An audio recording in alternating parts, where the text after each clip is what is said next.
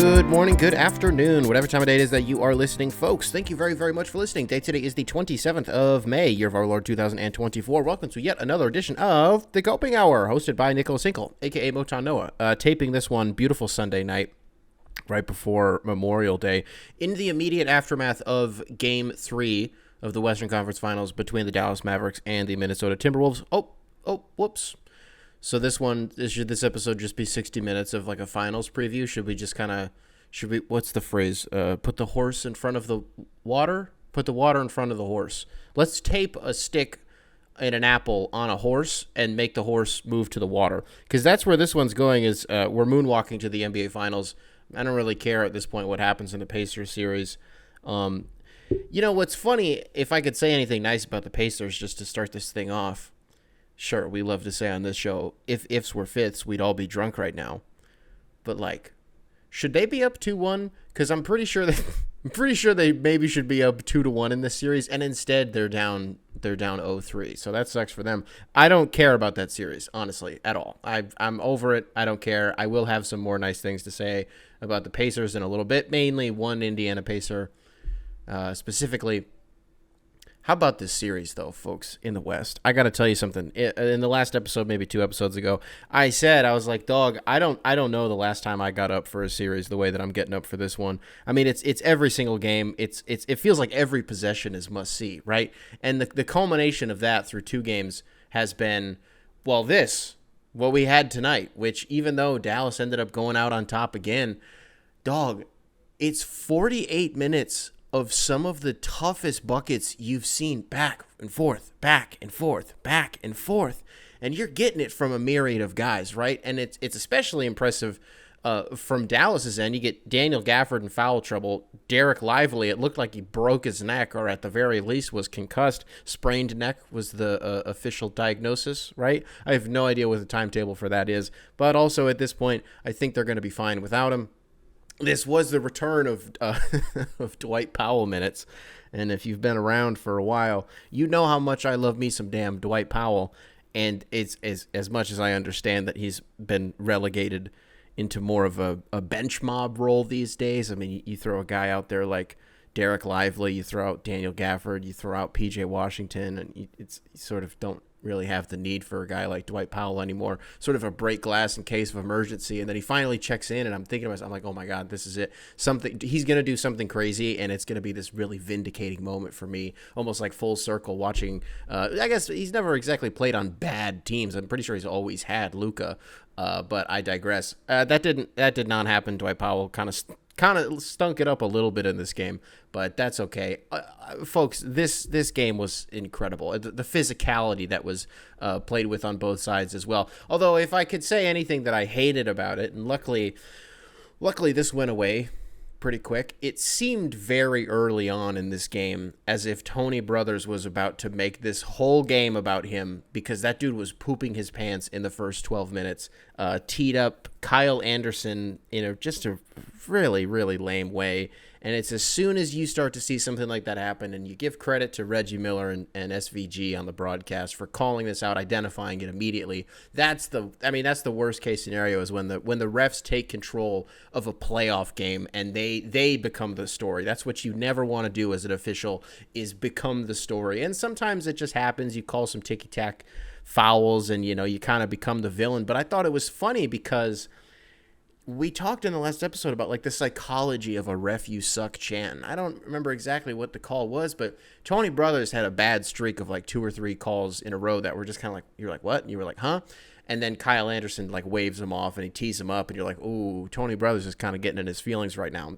Even though it's only been 20 seconds, I'm spending too much time on this. We're watching this Dallas Mavericks team, and we all got to be thinking the same thing.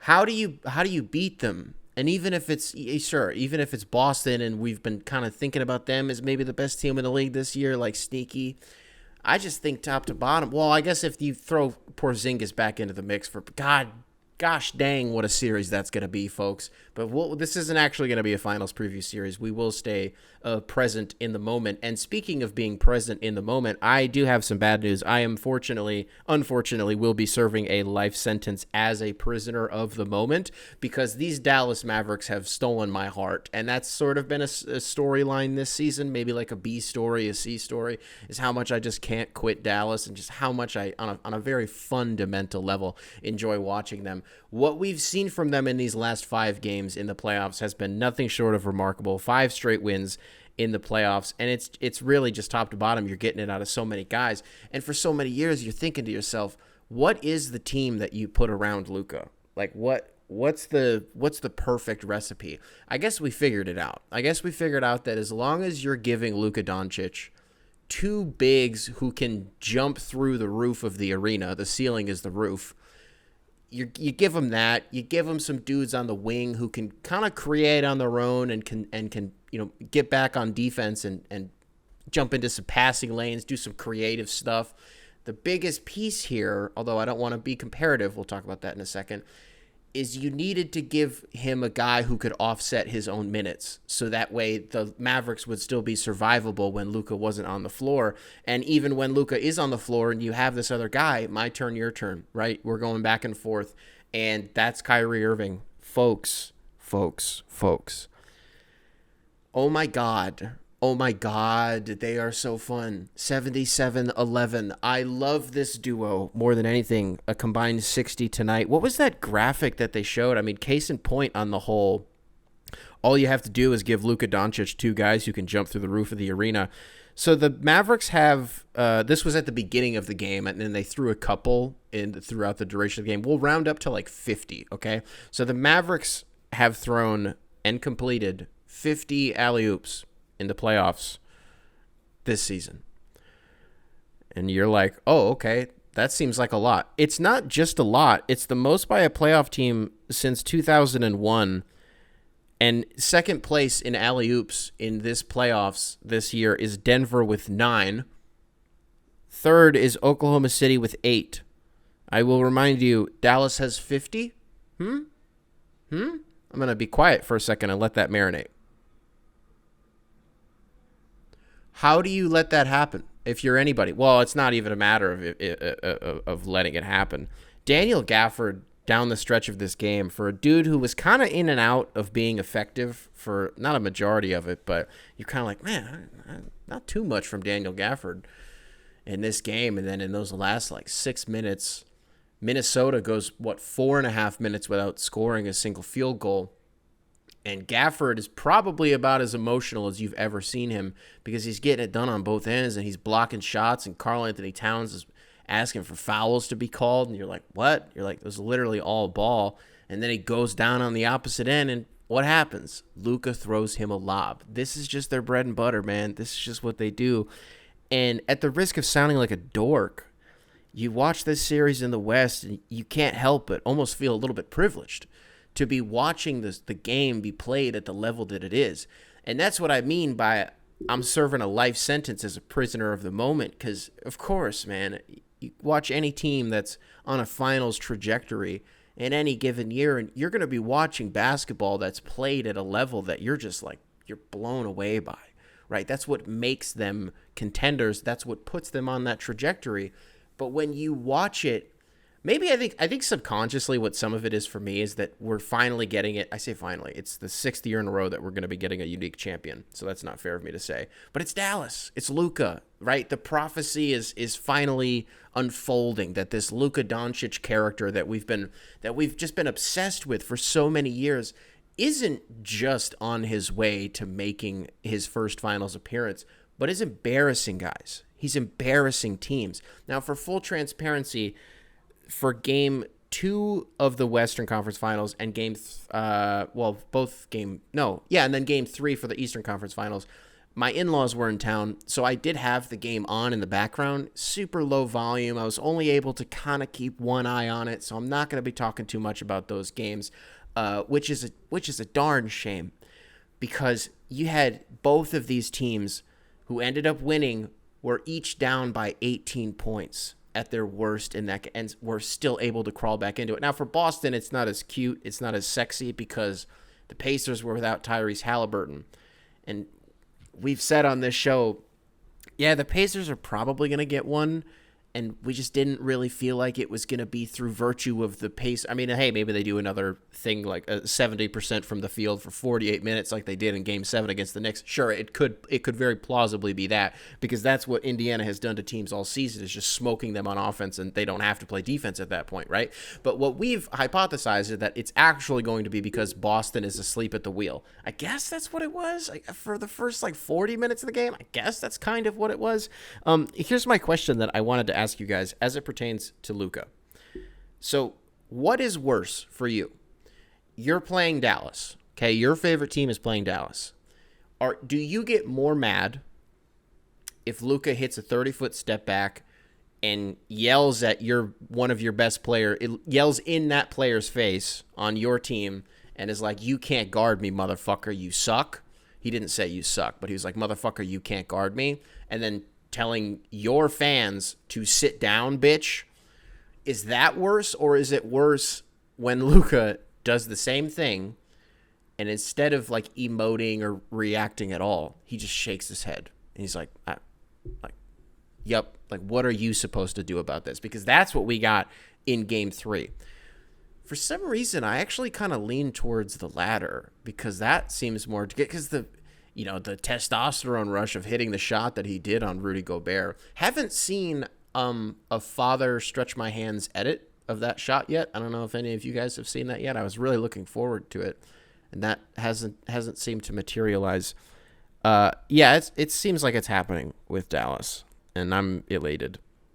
But I'm also bummed because, maybe I've not been totally transparent about this, but I do really like Minnesota, and I guess what I learned as soon as this series started was as soon as Game 1 tipped off, and I was like, oh, I guess I am just rooting for Dallas. I can feel it in my heart. I guess I just wanted Minnesota to make it this far, because I just can't stomach Glenn Taylor getting up there and taking credit for this at all. And at this point, teams are 154-0 all time when taking a 3-0 lead in the NBA playoffs. So it's like, So it's like, okay, so we made it. Final start on June 6th. These teams are going to get some rest, and it's going to be great. As it pertains to Boston and Indiana, a couple notes, nothing too major. I thought about doing for today's show a segment where I was like, from these final four teams, a sort of a look back, a post-mortem, even before the series are technically over. But again, for all intents and purposes, at the risk of beating a dead horse, come on, guys, right?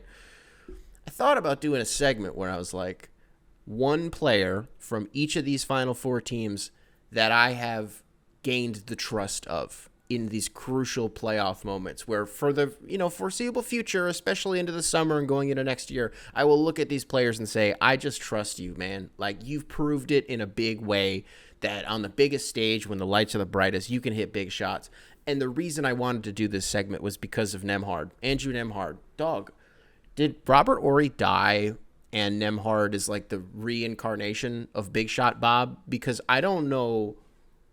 I say I don't know who he is. I'm very aware of who he is, but I don't know who this guy is. I didn't know that he could just, at a moment's notice, hit these crucial looks from a guy who you're like, that was the guy who he got the shot in that. Oh, okay. But on 5 or 6 different occasions, namely, he had one against the Celtics, and then was it Game 3? That sounds right. Game 3 against the Knicks, that he hit that shot that he had missed 6 prior to that in that game, and then he just, so Big Shot Bob was Robert Horry. So what would we call Andrew Nembhard? I'll let you guys work that one out in the comments or through the email, copinghoursubs@gmail.com, spelled phonetically. Email will be available in the description, wherever it is that you're listening to the show. Another, maybe a B story from the Celtics-Pacers series. And I'm just not interested in engaging in it at all in a super nuanced way for a myriad of reasons. The Jayson Tatum stuff, and people are like really conflicted on how he's being covered and the way that we're talking about him. And I think that there are a few reasons why people are kind of down on him right now, which I don't totally understand, because if you just, sure, it's not just a look at the numbers type of game, but people picked a weird time to start doing it because he is performing at a pretty decent level. Here's what I would say, and I'm being honest and fair, because I was the guy who 3 months ago was like, are we sure Jayson Tatum isn't the MVP? And then like a month went by and I was like, I have no idea what I was talking about. He was he's not the MVP, but I was really, really into it, into the movement for a little while. Here's what I'd say though. When was the last time that you watched Jayson Tatum go on a heater? And it was like a cathartic experience for you. I've watched Luka do it. I've watched Kyrie do it. I've watched Anthony Edwards do it. I've watched Jalen Brunson do it. I've kind of watched Jaylen Brown do it, honestly. But when Tatum does it, I guess I don't know how to articulate it, because I haven't actually said this point out loud. I've only thought it in my head. But he just kind of scores and you're like, nice, like good bucket. Then the dude could rattle off 18. I've watched Kevin Durant do it. I've watched LeBron. I've watched Steph do it. But it doesn't, Giannis, Harden. I don't need to keep doing this. You guys get the point. But I guess I haven't had that with Tatum. And it's weird for that to be the case when he's your team's best player. And that's where people would chime in and they would say, well, there are a lot of nights where Jayson Tatum isn't the Celtics' best player.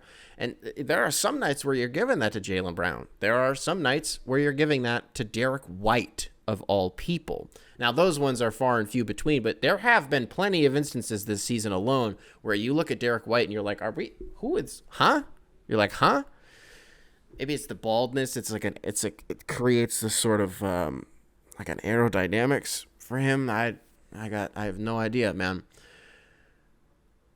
I'm trying to think. Was at the end of the last game? Yeah, it was Drew Holiday had another one of those big time steals. Now we're not going to sit here and be like, is Drew Holiday the best player? He's not, but he had another one of those crucial steals on a big stage in a playoff series, like the one he had when he ripped.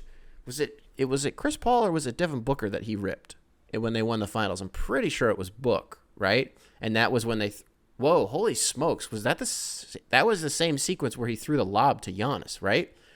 Where he came up from behind. I think they doubled Book, he ripped it, and then they went down. Man, I'm getting goosebumps thinking about that lob. I know this isn't what we're supposed to be talking about, but you talk about the pantheon of oh my God moments in the NBA Finals in recent years. First of all, there's not that many of them. If you really think about it, there haven't been that many awesome NBA Finals series in the last decade. It would go back to 2014. Yeah, Spurs Heat was cool. Warriors Cavs in real time got old pretty quick because the pendulum had just swung in a direction that it just wasn't going to swing back. You know what I mean? So getting beat over the head for 4 straight years with that series got old after 2016. Even if it was kind of fun to have a really nuclear and radioactive rivalry. Here's one thing I do want to mention. Actually, I just mentioned Chris Paul and it popped into my head. Is he great on TV or what? I'm kind of shocked. And I've been consistent about this. I don't think I've said it on the show actually, but I'm kind of liking Chris Paul on TV, being in studio, doing some pregame, doing some postgame, doing some halftime, because he is sort of one of those intellectual minds of the game that I think he communicates it really well. You know, the flip side of this, if you want to talk about modern players in roles that you're like, ooh, I am devastated to have to report this. I have a scoop, an inside scoop, Coping Hour exclusive, because here at the Coping Hour we cover all the biggest stories, we cover them from all angles. Draymond sucks at TV. I'm heartbroken. I'm devastated.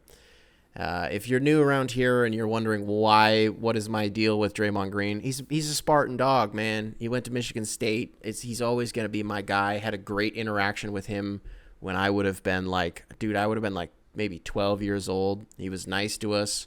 on Michigan State's campus in East Lansing. And then, from there, of course, dude, of course, he was just my guy. And through all his shenanigans and everything, I'm just like, yeah, he's their Rodman. It is what it is. And people always diminish it by saying he rides coattails. And that's always been annoying to me because that diminishes what his value actually had been for a really long time to those Warriors teams. But you watch him in some of these, on Inside the NBA, and it's like he wants to be Chuck, but he's just Draymond. You know what I mean? And when you make it awkward and you make it uncomfortable by just saying that Rudy Gobert sucks, right in front of all these people, it's just boring. Now, there are two things to this, though. I don't want to see fans heckling him during the broadcast because that makes it worse, and in some way that enables him. Right, so I don't know, and I think I saw something. I'm sure someone will. I didn't dig too deep into this because I didn't really care about it. This is just coming to me in real time. It's I guess this also kind of goes into it. There was, is it true that the NBA inside the NBA closed their little curtain to their set at some point because they were just heckling Draymond too much? That would suck. Sneaky broadcast team of the playoffs so far, or at least of the conference finals, because we're getting the two A teams going back and forth and back and forth and back and forth. I'm giving it to TNT, and it's no shade to Mike Breen and the boys. Well, not Mike Breen and the boys, but Mike Breen, JJ Redick, and Doris Burke. Although at this point, is Doris Burke one of the fellas? I think Doris Burke is just kind of one of the boys at this point. But I love Stan Van Gundy. I can't get enough of him. Reggie Miller has always been pretty solid. He'll have an off night here or there. Harlan's fine. He's just I'm about to say something that some of you guys could not care less about broadcasts and the teams that do them. But for those of you out there who do, I don't think Kevin Harlan is an A-team guy. His voice absolutely is. But I don't really know how to describe it. And I honestly don't even know if I mean it. So I'll just move on. Although on this show, I would never say something that I don't mean. And it did come out of my mouth. So I guess I do mean it. Why don't we jump into some emails? I want to read some stuff. I'm probably going to jump back. Oh, no, I got a few more things on this. So we go into this game, and Anthony Edwards is like, you're going to see more shots than you've ever seen in your life. He's like, I'm going to be so aggressive. I'm shooting everything. And you watch the first 24 minutes of the game and you're like, when though? And then you were like, oh. You're like, oh my God. And he single-handedly brought Minnesota back into this game. And there's something to be said about that. That dunk that he had, who was it that he put that up on? Was it Gafford? It had to have been Gafford, right? And Reggie Miller said in passing, he's like, ooh, John Collins is he's on his hands and knees thanking Christ that actually went down because now that's the dunk of the year. No, it's not. Wrong. It is not the dunk of the year. The dunk that Anthony Edwards had on John Collins, because it wasn't just the dunk, it was the fact that he also concussed John Collins in the process of doing it. Imagine if, and I don't want this to happen, but imagine that Anthony Edwards dunked on somebody so hard that they went into cardiac arrest. I don't care if he, 14 games later, jumps 45 feet from the basket, does a 360 windmill, and I don't know, throws. There was a funny joke in there, and I just sped past it too fast. And throws that I don't care. If he kills someone on the court, I don't care. He can cuss someone. You hurt him while you were dunking. There's nothing funnier to me than that. So shout out to John Collins for definitely still being the victim of the dunk of the year. Let's do some emails really quick. Wiz has kind of been an evolving character on the show. I've read a few of their emails without actually reading them directly. I've sort of just referenced them. I don't know how this one's going to go, and it's a bit of a hard departure from what we were just talking about. Okay, so stay with me. Again, I might get to the end of it and be like, I don't even know, and we might just move on to the next one. So this email comes into us from Wiz. Wiz, welcome back to the show. copingoursubs@gmail.com, spelled phonetically. Email available in the description wherever you listen to the show. Subject line, what if politics followed the NBA draft format? Hey, Nick, I don't know if this question is coherent because I'm super high right now, but this felt like it was up your alley. What if instead of elections, politics worked like the NBA draft? Democrats, Republicans, Green Party, whoever else have to draft the candidates for that doesn't make any sense. Like athletes, they'll do basically what they want to know is who's going 1-1, and it's kind of like what it kind of ends up being is like the Chappelle Show sketch of like the racial draft. Who got Tiger Woods in that? Wasn't it white people were like, no, we're going to get Tiger Woods, and then black people were like, no, we got him? Or is it the other way around? I don't remember what it was, but it's basically that. But what if it was politics? And he was like, oh, where does Taylor Swift go? Here's what I'm curious to see. Who picks Kyrie? Who in this political draft picks Kyrie Irving? Who does pick Taylor Swift? Libs, for sure. I don't think Republicans want anything to do with her because she rigged the Super Bowl and is like a vaccine propagandist. Yeah, I don't think they want anything to see. I don't like where this one's going at all. Let's do a different email. Thank you, Wiz, for the email, but I'm going to say something that I don't like, and so we're just going to move on. Different email. I do like this one. Subject line, am I a hater? Comes into us from Justice. Justice, welcome to the show. Hey, Mr. Copester. There are some players I love to see lose. Paul George, Jayson Tatum, and Chris Paul. But not because I dislike them, but because of how funny it always ends up being. Sure, it would be cool for Paul George to win a ring, but it'll be much funnier to enjoy watching Way Off P and make fun of him for shooting 3 of 16. Or Tatum, I love seeing his fans cry when he loses. I can already imagine it. We don't have a super team. Wah, wah, wah. Those three literally have generational choking memes. Am I a hater? Or do I just like being happy? All three of them brought jokes onto themselves, so I can't even be a hater. Wait, brought jokes onto themselves too, so can I even be an hater? If you guys are going to email into the show, when you type them out, give them a once over, because the way you guys type some of these fucking emails, it makes it seem like I'm illiterate. Okay, and then I get mad and I don't want I don't want to finish the email. Okay, so let's make sure we're proofreading our own emails. Okay, back to the email. Tatum texting a dead Kobe Bryant RIP and then having like 16 points and 10 turnovers. Chris Paul saying he's addicted to making the finals and then getting blown out by 45 in a Game 7 the next year. And my personal favorite, quote, y'all haven't seen Playoff P, and then his classic Paul George vanishing act. Are there any players that you love to see lose? Sincerely, Justice. A few notes here before I answer the email. 1, am I a hater or do I just like being happy is a bar. And I think it's the latter. Well, it's a very, very healthy. I think you've achieved a very healthy middle, to be honest with you. But I think that's a hilarious way to frame it. And honestly, it's kind of the only reason I read this email. The second thing I want to say, Justice, I'm partially saying this to you specifically, but don't take it personally. Because I'm also saying this very generally to a lot of people. Because you're not the only person who thinks this. Anybody who shits on Jayson Tatum for that Kobe text is a fucking loser. Honestly. I'm being very for real right now. I don't know if you've ever had somebody close to you pass away. But that is a very common way that people sort of try to stay connected to them and like grieve the loss, right? Sure, I guess if you really want to make the argument that it's like, well, did he have to screenshot it? It's his fucking, who cares, right? And then some people always try to be like, they didn't even have a good relationship. That makes it weirder. Like that, people making jokes about that has always really, really rubbed me the wrong way. The Chris Paul thing's funny, though. I'll still give you that. You know what people don't talk about enough is when Kanye, like a year and a half ago, maybe 2 years ago, was going on one of his like Nazi rants on Twitter. And then at the end of it, he was like, Chris Paul had sex with my wife. And that was it. And then that's all anybody wanted to talk. Nobody even cared about all the Nazi stuff that Kanye had just said. Everybody was just talking about the fact. And then if you're Chris Paul in that situation and your wife, you're sitting in your home theater just watching some hoops, and your wife comes in with a rolled up newspaper, smacks you on the backside of the head. She says, what the hell is this?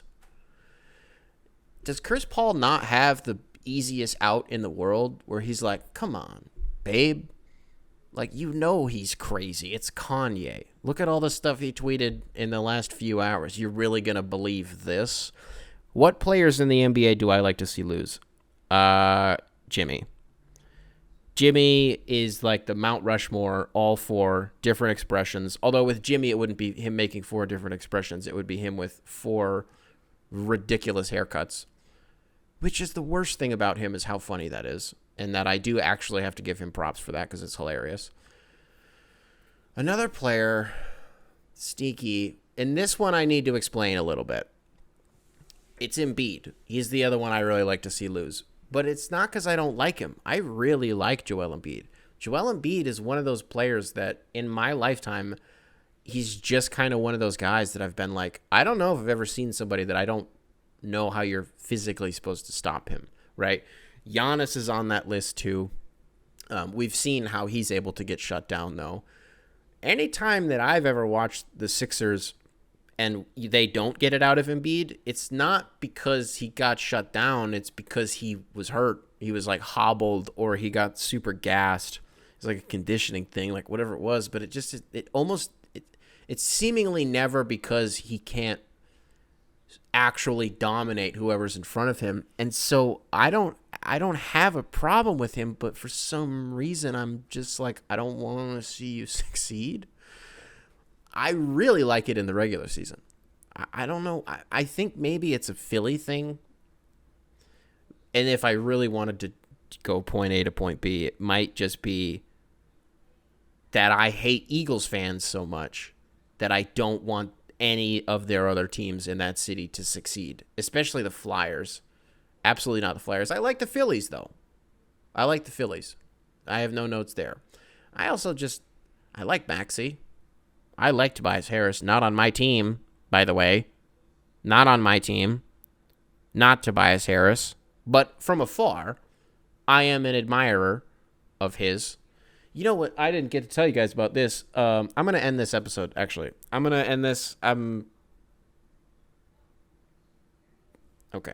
I'm not actually. I can't end this. I can't do it that abruptly. I just needed to give myself a quick pep talk and like recalibrate. And I'm pivoting, and the rest of this episode is going to be very for real, and I'm going to be very serious and very. I'm going to try to open up to you guys a little bit. And before I do that, I just want to say to my mom and my grandma, I do not.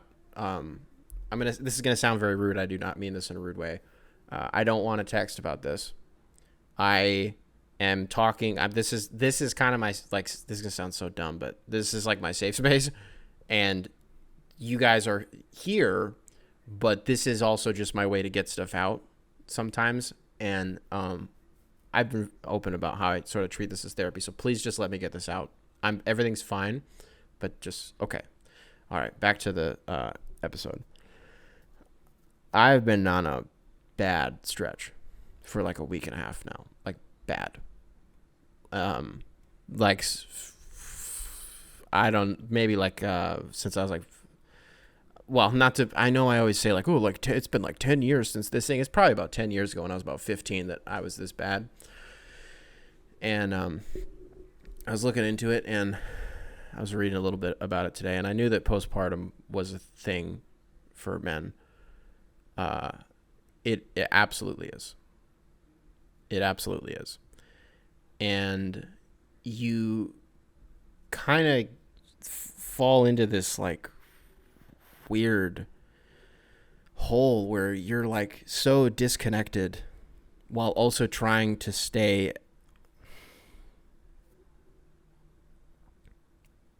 like as present as you can.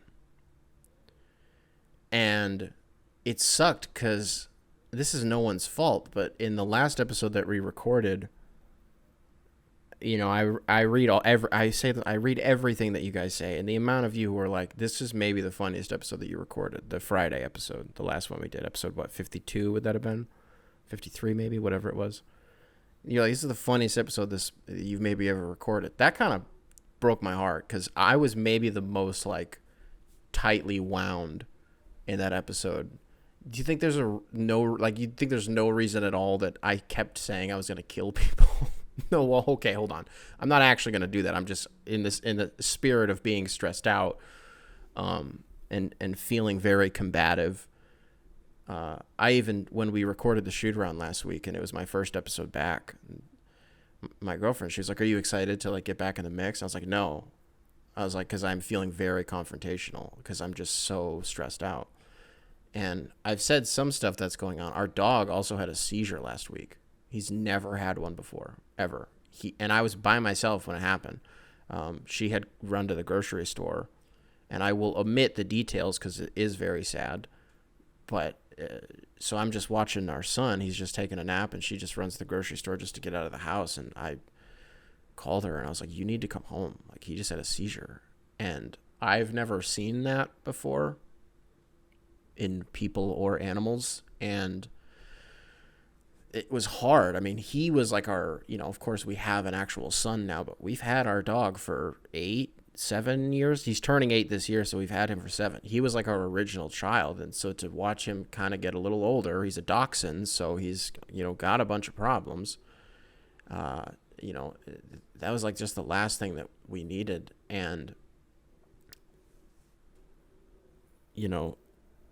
it's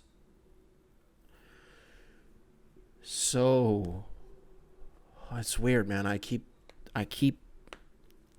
talking about this in my head, and now that I'm actually trying to do it, I don't know how to do it. Like, we love him more than anything in the world. Our actual son. More than anything in the world. Like, it's almost like a physical, like, pain, because you're like, I cannot express how much love I have for this little thing. While also at the same time, you're just like, what are we doing? You're like, how, like, wow, this is it now. Like, this is our life now. Like, this is what we do. And the amount of nights that it's like 2 a.m. and he just like doesn't go back to sleep until like 7. You try everything. You do everything. He'll fall asleep for like 30 seconds. And then for one reason or another, it just keeps happening. It's just an avalanche. And, in the early stages, when they're like an emotional blob, he's just a potato. It makes it even harder because it's to like connect a little bit. And that's the part that I know is true, is once you get past this, it gets so much easier. And once they develop that personality, it gets so much easier. And I think one of the reasons I've been reluctant to talk about this is because I always hated when people would be like, "Oh, well, until you have kids, you won't understand X, Y, and Z." Because I was like, yeah, I'm sure. But you can't know. You can't know. There is no way to mentally prepare yourself for so much of this. You have no barometer for what a lot of it even means and feels like.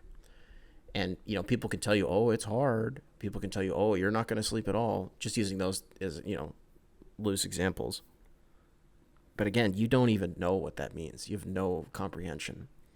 And another reason I've been a little bit apprehensive to really talk about this at all is because to people who don't have kids, again, he's only a month old.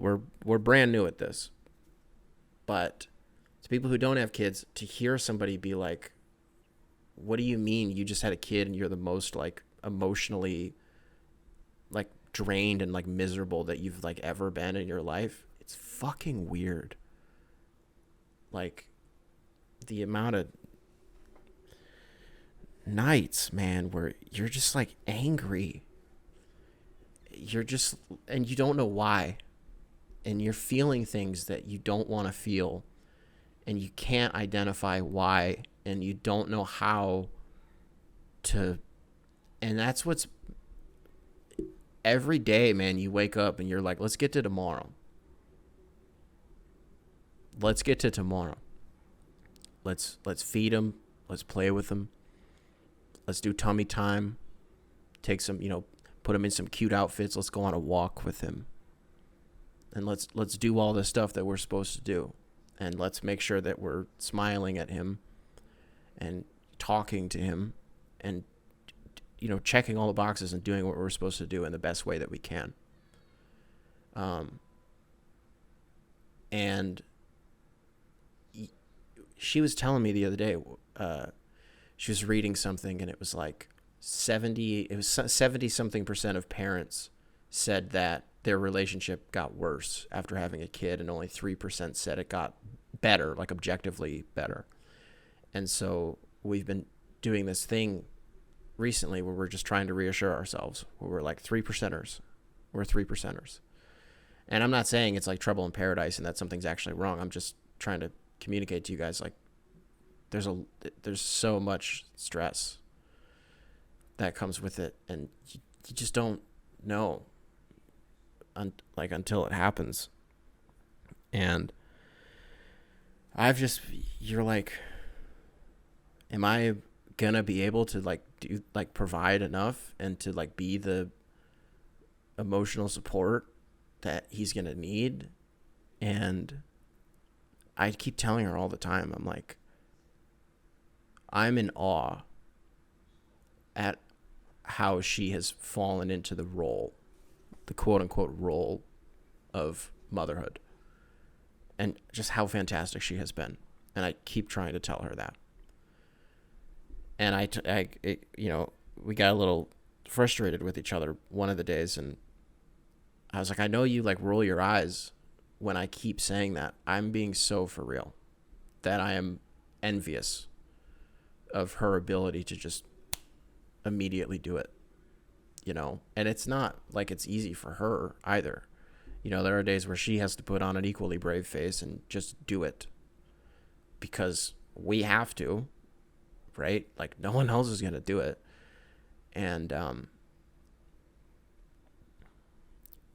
I just, for the first few weeks, I was doing all right. Like, I was excited. I was like, this is fun.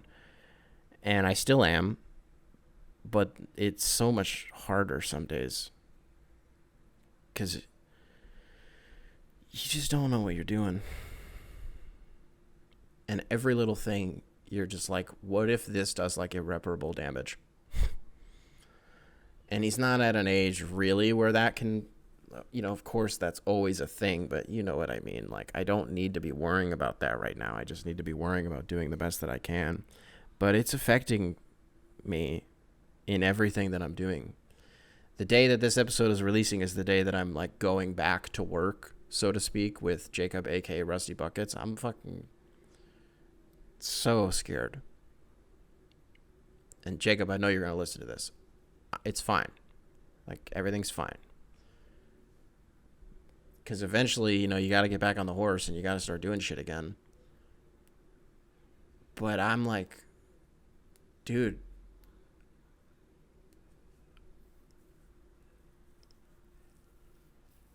luckily she's got like another month of maternity leave.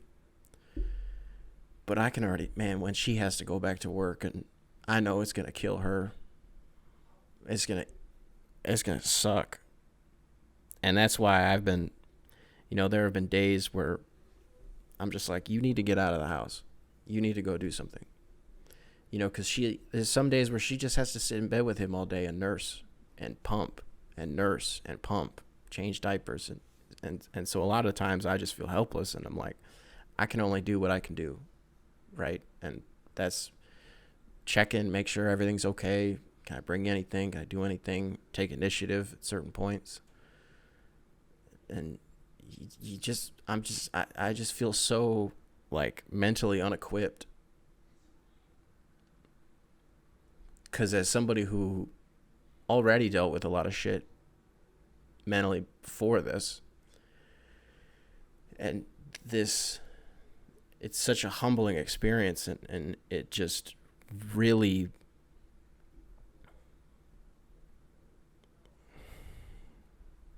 you just got to get to tomorrow. And eventually this will go away. But in the short term, I'm just like, I spend so much time just like on edge and scared and affected negatively by my own thoughts.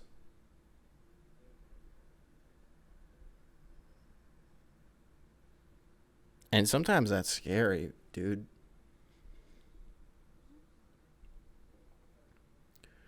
Because I'm like, and This is where I'm being so for real, Mom and Grandma. I'm just getting it out.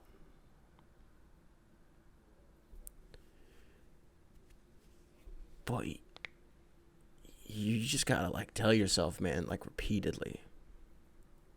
You're like, dude, you need to be here. You need to be. You're not some 17-year-old kid anymore who can easily convince himself, oh, I don't matter. Oh, I don't need to be here. Like, oh, no one needs me here. It's like, no. That's not, I can't even lie to get myself there anymore. It's not true. Like, this is our family. And I need her as much as she needs me, and he needs both of us. More than anything. And I guess maybe one of the other reasons that I feel not a responsibility, but it's that it's important to talk about this is because I felt like an asshole. Like I felt like the worst person in the world before I realized that it's not that uncommon. And I just want, like specifically, of course, like we know about more about postpartum in women, but fellas, I'm being serious, man. I didn't know that it could be you too. And so I'm just saying this to maybe some of you. I know actually a couple of you out there have even let me know that, you and your partner are expecting and that you guys will be having a kid later this year. And I'm just letting you know right now, man, like if you get to a point where you're feeling disconnected, it might even be during the pregnancy. And if it does happen before the pregnancy, it's probably going to carry over at some point, right? It's okay. It's okay. Like it's natural. And you shouldn't feel like the worst person in the world. You will. Just because I tell you that, it doesn't mean you won't. You will. But it's good that you feel that way, honestly. If nothing, it would be worse if you were like, no, like I actually don't have any interest in this at all, and that's okay. Nose to the grindstone, man. And you just kind of figure it out. And I had said for so long that what was weird was the feeling I was looking forward to the most was when we got back from the hospital for the first time, and we brought him home for the first time, and you walk in the door with him, and it hits you. You're on your own. It's just you. It's just you and your partner, and you guys have to figure it out. That feeling of helplessness. I was weirdly looking forward to that because it's such a raw emotion. And it was funny. I didn't even realize it didn't happen. It took me about a week and a half to realize, hey, that didn't happen. We just kind of came home and we just, boom, fell into the mechanics. We just did it. And you spend so much time physically and emotionally thinking about your kid, and for me, thinking about her and making sure that she's comfortable and she's okay, that you just kind of like forget that you're a person in this equation too.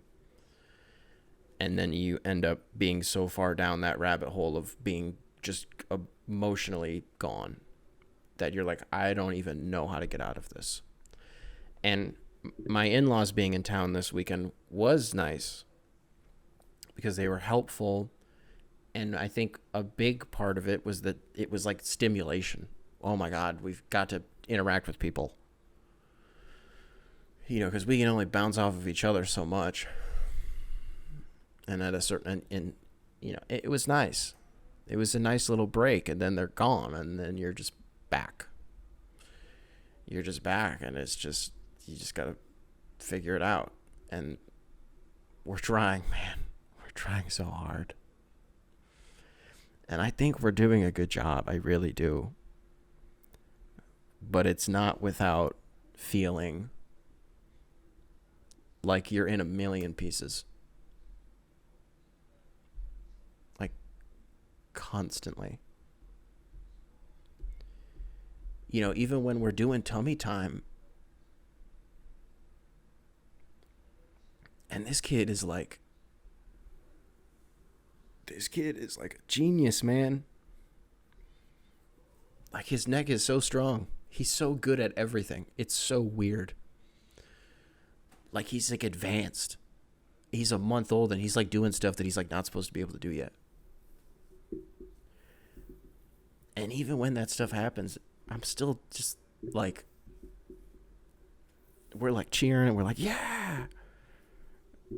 And then it just lingers, man. It's just still there. And you're just like, I can't.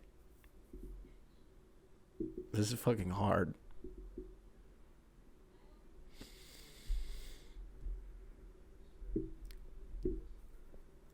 I'm sure some of you out there, man, have kids, and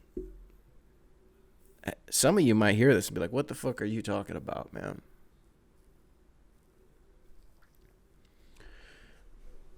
I hope some of you understand.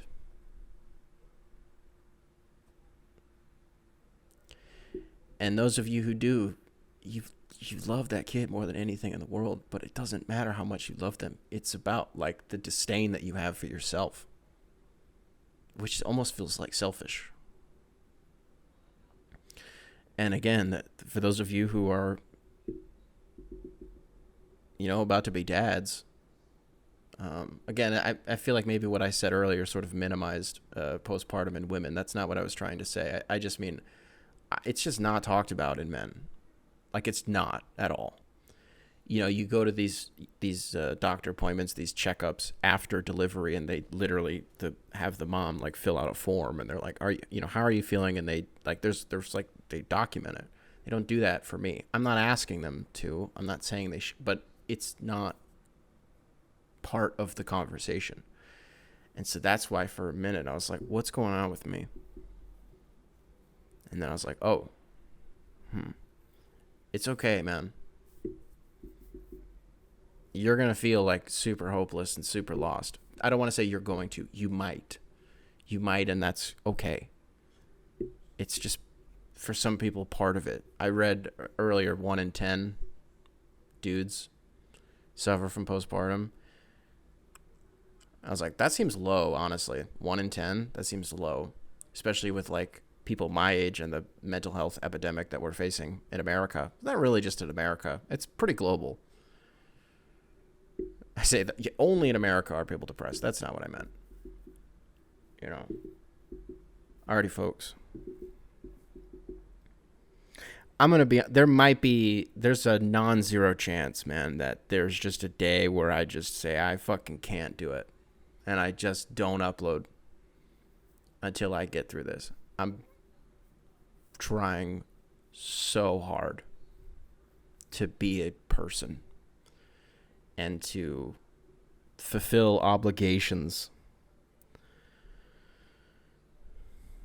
And some days it's easier than others. And I, in some way, apologize for being a downer for the back 9 of this episode. But in some ways, I don't really apologize. I don't even need to do this, because I'm just talking to myself and creating an argument in my head to like defend myself from backlash that isn't even real. Which I don't even. If you are listening to this on Spotify, be sure to rate 5 stars. If you're watching this on YouTube, leave a like, subscribe, nice little comment for the algorithm.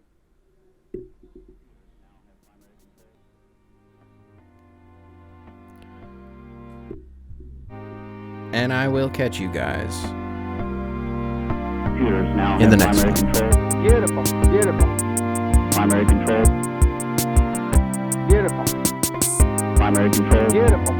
Primary control. Beautiful.